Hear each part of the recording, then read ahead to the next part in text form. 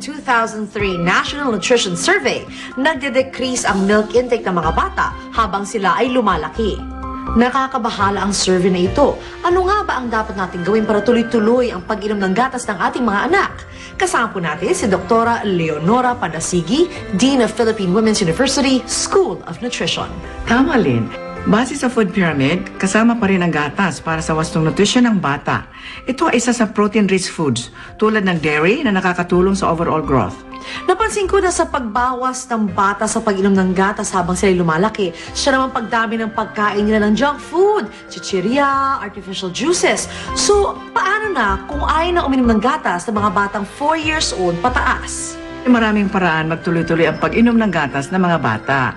May mga creative ways like paggawa ng milkshake, dagdagan ng prutas or yelo para maging fruity milkshake, or sumubok ng chocolate milk na busog sa essential nutrients tulad ng Lactum 3+ and 6+.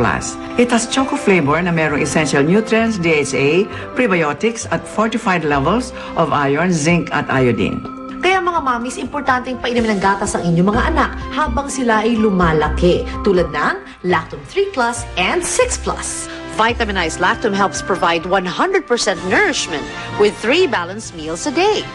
Para ikaw, mami, 100% panatag sa bawat ikot ng kutsara, sa bawat timpla ng Lactum, kasabay ang tamang pagkapakain na ayon sa food pyramid. Na ipaglalaban ninyo ang nutrisyon ng inyong mga anak. Timpla pa lang ng isa, 100% panatag na. Paano pa kung buong bansa? Ang Lactum Nourishment Revolution nagsisimula sa iyo. Timpla na! Ang bahaging ito ay inihatid sa inyo ng Lactum Nourishment Revolution.